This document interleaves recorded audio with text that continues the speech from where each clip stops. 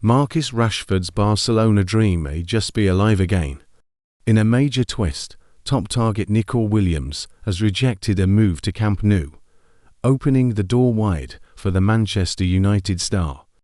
With Rashford already hinting at a switch to Spain and Barcelona are now desperate for a new attacker, could this be the move that reignites his career? Let's break it all down. Marcus Rashford's chances of moving to Barcelona have improved after Nico Williams sensationally turned down a transfer. The Athletic Bilbao star was strongly linked with a switch to Catalonia this summer. Barcelona had identified him as a prime target and were reportedly considering paying a £50 million release clause written into his contract. But the move is now off the table after Williams signed a stunning new deal with his boyhood club. Williams, 22, has agreed to a new 10-year contract with Bilbao that will keep him at the club until at least 2035.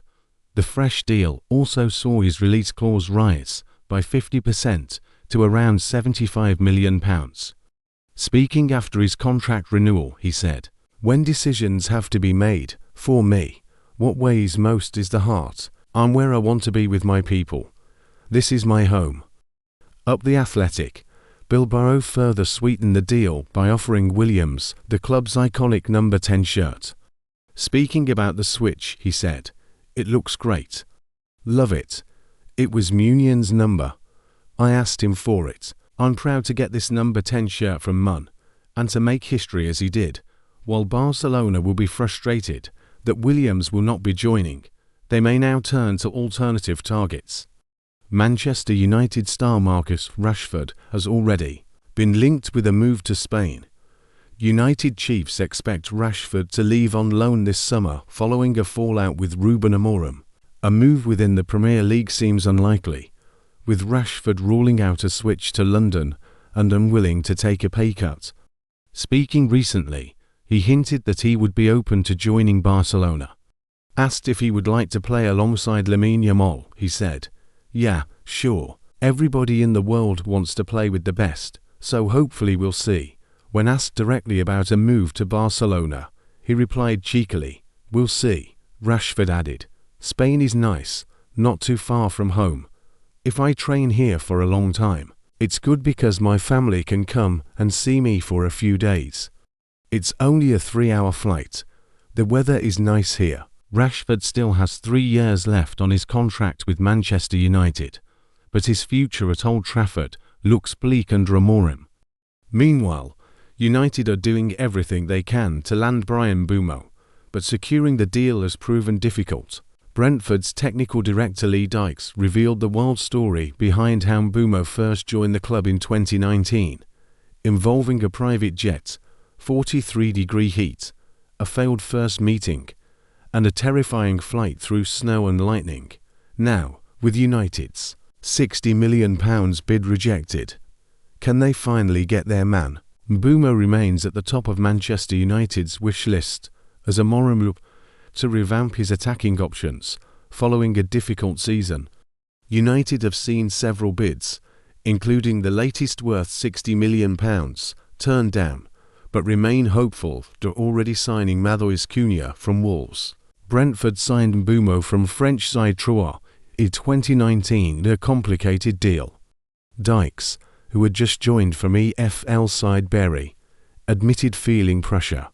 "I felt big pressure because I walked into a function where I was trying to continue the good work already done," Dykes told Brentford's website in December 2023.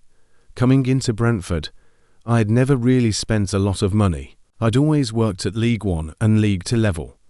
The most I'd spent was £50,000 on a player.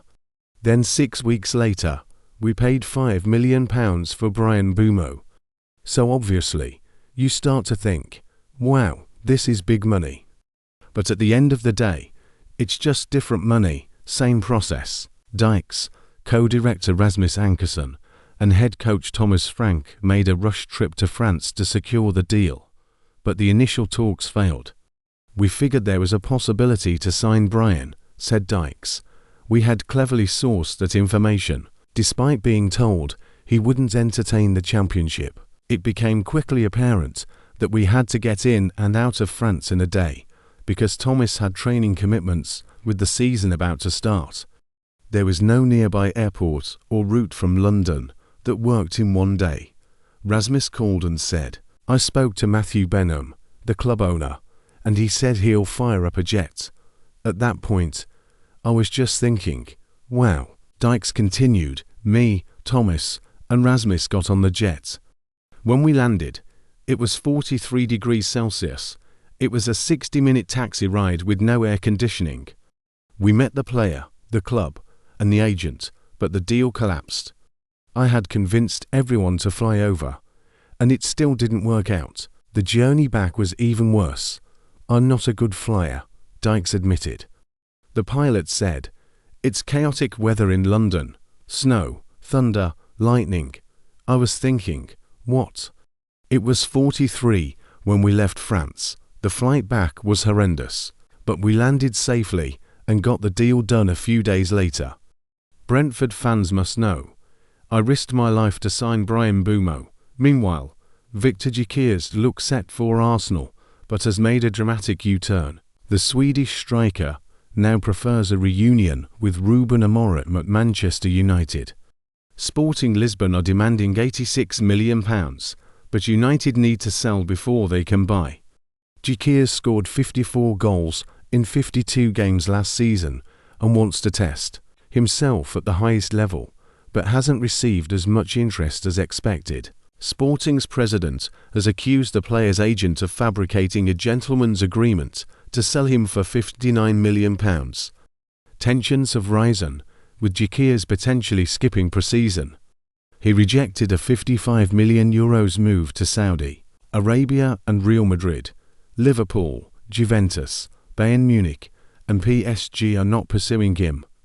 That leaves Arsenal and United. While Arsenal had been the frontrunners, they now prefer RB Leipzig's Benjamin Sesko. This could leave the door open for United, but before launching a full bid, United must sell players. Almost everyone in the squad is up for sale at the right price, but they are particularly eager to offload Alejandro Garnacho, Marcus Rashford, and Jadon Sancho, none of whom feature in Amorim's plans. Their hopeful Real Betis will soon make an offer for Antony. Once sales are completed, United will push hard to land their new striker, and Gyökeres is ready. After being exiled by Amorim in December, Sancho went on loan to Aston Villa. Despite scoring 4 goals and adding 6 assists under Unai Emery, Amorim still does not want him at United and may leave him out of pre-season altogether. United want to sell him for around £40 million, with Barcelona and Newcastle interested. Rashford, 27, is vocal about wanting to leave. Last weekend, he discussed a possible move to Barcelona and playing with Lamine Yamal. He praised Yamal's talent and even suggested adapting his own position to fit into Barcelona's needs. Tactically, Rashford's pace, movement, and ability to attack space behind the defense would benefit Barcelona and Yamal. If he plays centrally, his acceleration and positioning could compensate for Robert Lewandowski's declining sharpness. While Lewandowski's movement is still intelligent, his pace has faded. Rashford's explosiveness could offer something fresh. Yamal, playing from the right, could supply passes that Rashford can capitalize on with his direct runs. Barcelona dominate possession and rely on high pressing and wing play to break defensive lines. While Lewandowski has been reliable, Rashford's physicality and aerial ability could add another dimension. Though Rashford once struggled with back-to-goal play, he has recently improved and feels more confident in a central role. To succeed as Barcelona's number 9, he must continue refining this part of his